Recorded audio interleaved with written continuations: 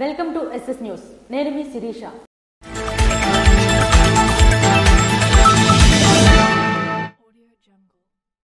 శనివారం గ్రామీణ నీటి సరఫరా విభాగం అధికారులతో రాష్ట్ర వ్యవసాయ శాఖ మంత్రి కింజరాపు అచ్చెన్నాయుడు సమీక్షా సమావేశం నిర్వహించారు.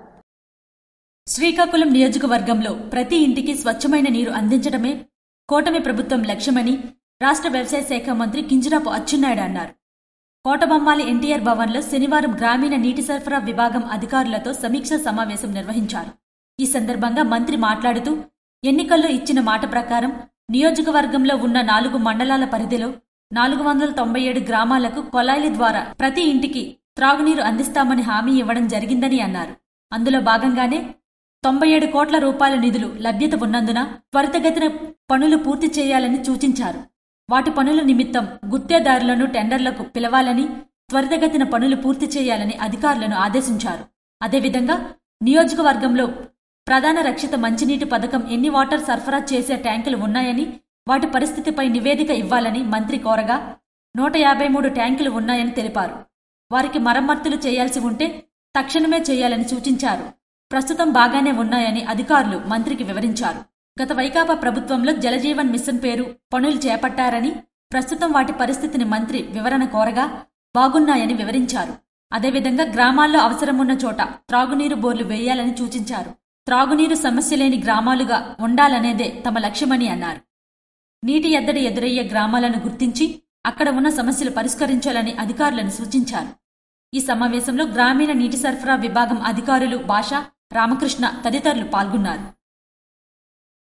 బెట్టింగ్ యాప్స్, లోన్ యాప్స్ నిషేధించుటకై అవగాహన ర్యాలీని కాశీబుగ్గ డీఎస్పీ వెంకటప్పారావు నిర్వహించారు.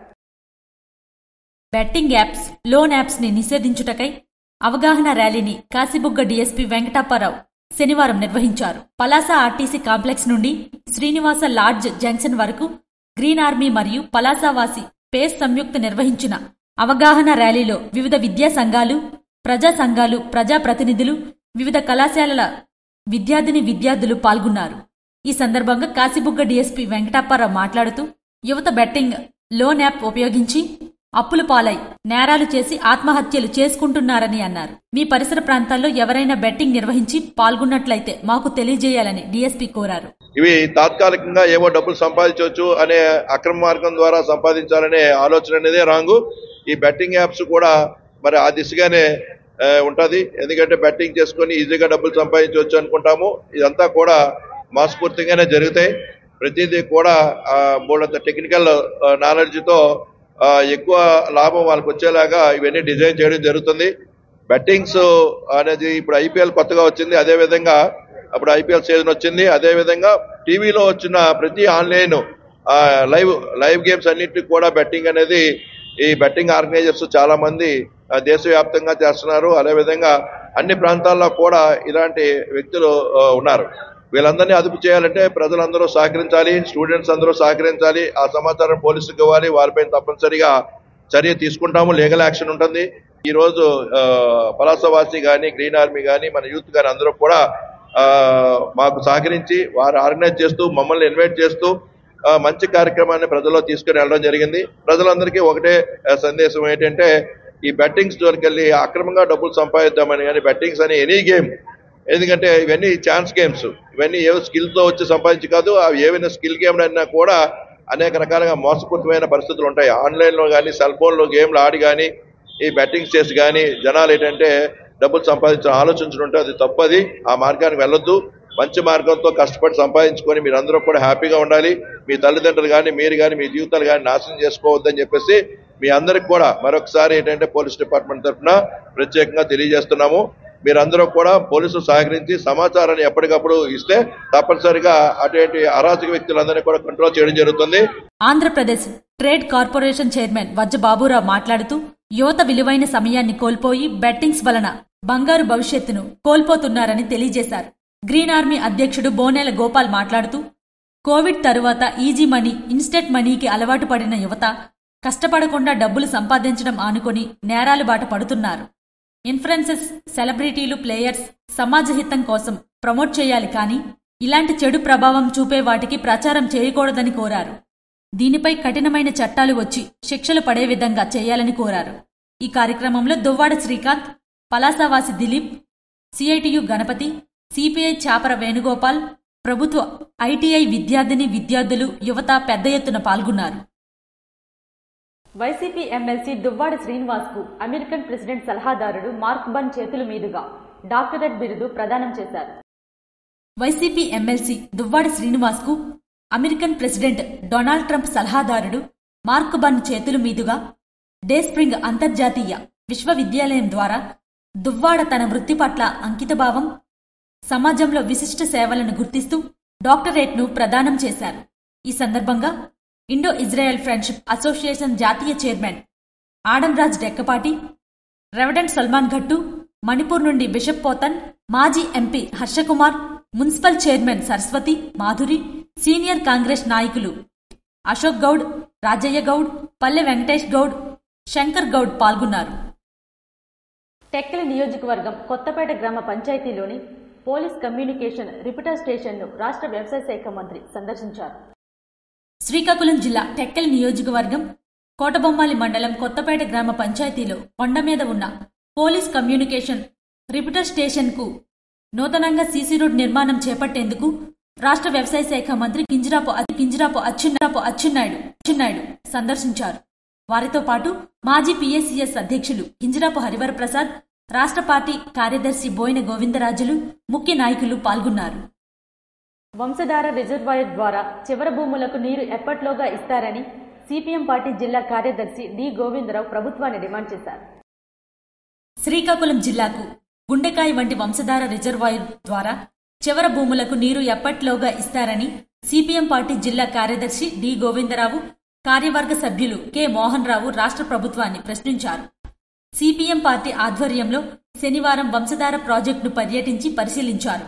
ఈ సందర్భంగా వారు మాట్లాడుతూ వంశధార రిజర్వాయర్కు నీరు రావాలంటే నేరడ్ బ్యారేజ్ నిర్మాణం జరగాలని, లేదా తక్షణం లిఫ్ట్ ద్వారా రిజర్వాయర్ నింపి 2 పంటలకు నీరు ఇస్తే జిల్లాలో 2,50,000 ఎకరాలకు గ్యారంటీగా నీరు అందించి సంవత్సరానికి జిల్లాకు 2,000 కోట్ల రూపాయలు ఆదాయం వస్తుందని వారు అన్నారు. దీనివలన ప్రజల ఆదాయం పెరుగుతుంది, ప్రజల కొనుగోలు శక్తి పెరుగుతుంది, తద్వారా అనేక అనుబంధ పరిశ్రమలు వస్తాయి, కూలీలకు ఉపాధి దొరుకుతుంది, వలసలు నివారించబడతాయి. జిల్లా అభివృద్ధి చెందాలంటే ప్రజల భూములను కార్పొరేట్ కంపెనీలకు ఇవ్వడం ద్వారా కాదని, సాగునీటి ప్రాజెక్టులు నిర్మించడం ద్వారానే సాధ్యమని వారన్నారు. వంశధార రిజర్వాయర్ ఎప్పట్లాగా పూర్తి చేస్తారో ఈవేళ తెలుగుదేశం కూటమి ఈ జిల్లా ప్రజలకి సమాధానం చెప్పాలని చెప్పి మేము సిపిఎం పార్టీగా డిమాండ్ చేస్తున్నాం. సిపిఎం పార్టీగా ప్రతినిధి బృందం ఈ రోజు ప్రాజెక్టుల పరిశీలన చేస్తున్నాం. ఈ రోజు 2005లో ఈ వంశధార రిజర్వాయర్ శంకుస్థాపన చేసి ఈ రోజుకి 20 సంవత్సరాలు గడుస్తుంది, నేటికి పూర్తి చేయలేదు.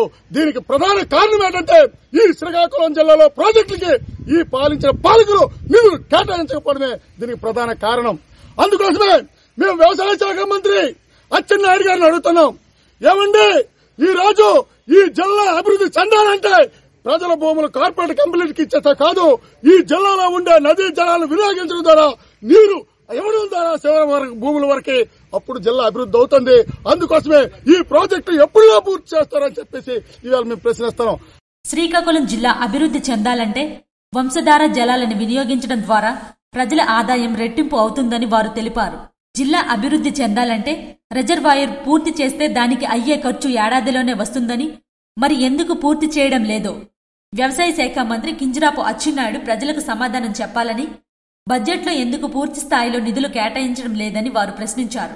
శ్రీకాకుళం జిల్లా వెనుకబాటుకు కారణం పాలకుల నిర్లక్ష్యమే అని వారు విమర్శించారు. పాలకుల విధానాలు వలన జిల్లా వెనుకకు నెట్టబడుతుందని, ఆదాయం కోల్పోతుందని వారు అన్నారు.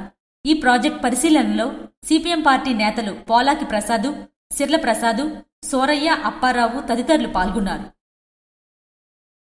పాతపట్నం నియోజకవర్గం హిరమండలం మండలంలో తాగునీటి కోసం మహిళలు రోడ్లెక్కారు.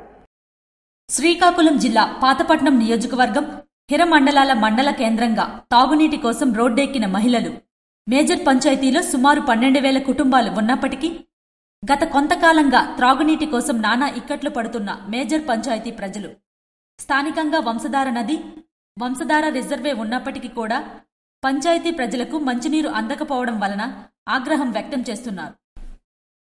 17వ జాతీయ మహాసభలను జయప్రదం చేయాలని ఏఐవైఎఫ్ జిల్లా అధ్యక్ష కార్యదర్శులు బొత్స సంతోష్ పిలుపునిచ్చారు. తిరుపతి నగరంలో మే 15 నుంచి 18 వరకు జరిగే అఖిల భారత యువజన సమైక్య 17వ జాతీయ మహాసభలను జయప్రదం చేయాలని ఏఐవైఎఫ్ జిల్లా అధ్యక్ష కార్యదర్శులు బొత్స సంతోష్, కొన్న శ్రీనివాసరావు పిలుపునిచ్చారు. శనివారం స్థానిక క్రాంతి భవన్లో ఏఐవైఎఫ్ జాతీయ మహాసభల లోగోను ఆవిష్కరించారు. అనంతరం వారు మాట్లాడుతూ తిరుపతి నగరంలో మే 15 నుంచి 18 వరకు ఏఐవైఎఫ్ 17వ జాతీయ మహాసభలు నిర్వహించడం జరుగుతుందని, మొదటి రోజు దేశ నలుమూలల నుంచి వచ్చే వేలాది మంది ఏఐవైఎఫ్ నాయకులు, కార్యకర్తలతో ర్యాలీ బహిరంగ సభ నిర్వహించి అనంతరం అన్ని రాష్ట్రాల నుండి 1000 మంది ప్రజాప్రతినిధులు మహాసభలో పాల్గొంటారని అన్నారు. ఈ మహాసభలో భారతదేశంలో విపరీతంగా పెరుగుతున్న నిరుద్యోగ సమస్యలపైన, మతం పేరుతో జరుగుతున్న దాడులపైన, ప్రభుత్వ రంగ సంస్థలు ప్రైవేటు పరం చేస్తూ దేశంలోని యువతను శాశ్వత నిరుద్యోగులుగా మారుస్తున్న కేంద్ర, రాష్ట్ర ప్రభుత్వ విధానాలపై సుదీర్ఘంగా 3 రోజుల పాటు చర్చించి భవిష్యత్తులో Bhagat Singh national guarantee employment act తీసుకువచ్చి దేశంలోని నిరుద్యోగ సమస్యను పరిష్కరించాలని 17వ జాతీయ మహాసభల వేదికగా కానున్నాయని అన్నారు. ఈ మహాసభలకు అధిక సంఖ్యలో యువతీ యువకులు, నిరుద్యోగ యువత పాల్గొనాలని ఈ సందర్భంగా వారు కోరారు. ఈ కార్యక్రమంలో ఏఐవైఎఫ్ జిల్లా అధ్యక్షులు చెల్లూరు రవి, ఏఐవైఎఫ్ నాయకులు వసంతరావు, హరి, బాలకృష్ణ, రాజు తదితరులు పాల్గొన్నారు. కూటమి ప్రభుత్వం మెట్ట ప్రాంతాల్లో పంట సంజీవిని తవ్వకాలు చేయబోతుందని సారవకోట మండల టీడీపీ అధ్యక్షులు పేర్కొన్నారు. వర్షపు నీటిని ఒడిసిపట్టి భూగర్భ జలాలు పెంపొందించాలనే లక్ష్యంతో కూటమి ప్రభుత్వం మెట్ట ప్రాంతాల్లో పంట సంజీవిని తవ్వకాలు చేపడుతుందని సారవకోట మండల టీడీపీ అధ్యక్షులు కత్తిరి వెంకటరమణ పేర్కొన్నారు. శ్రీకాకుళం జిల్లా వ్యాప్తంగా 678 పంచాయతీల్లో ప్రతి పంచాయతీకి 20 చొప్పున పంట సంజీవిని నిర్మించాలని లక్ష్యంగా పెట్టుకుని అధికారులు అమలు చేస్తున్నారని, అందుకు రైతులు మరియు ఉపాధి వేతనదారులు సహకారం ఇవ్వాలని సారవకోట మండల టీడీపీ అధ్యక్షులు కత్తిరి వెంకటరమణ అన్నారు. పంట సంజీవనులు రైతులకు మేలు చేకూరుస్తాయని, వీటి వల్ల భూగర్భ జలాలు వృద్ధి చెందడంతో పాటు నీటి లభ్యత బాగుంటుందని, ప్రతి పంచాయతీలోనూ నిర్దేశిత లక్ష్యాలను పూర్తి చేయాలని ఇప్పటికే సిబ్బంది ఆదేశాలు వచ్చాయన్నారు. వాటిని అధిగమించేలా చర్యలు తీసుకోవాలని సాంకేతిక సిబ్బందిని కోరారు. ఈ కార్యక్రమంలో technical assistant Anem Santosh Kumari, panchayat secretary Ravada Venu, welfare assistant V Satish మరియు ఫీల్డ్ అసిస్టెంట్లు పాల్గొన్నారు. ఇవి ఈనాటి వార్తలు. మరిన్ని వార్తలతో మళ్ళీ కలుద్దాం. చూస్తూనే ఉండండి SS న్యూస్.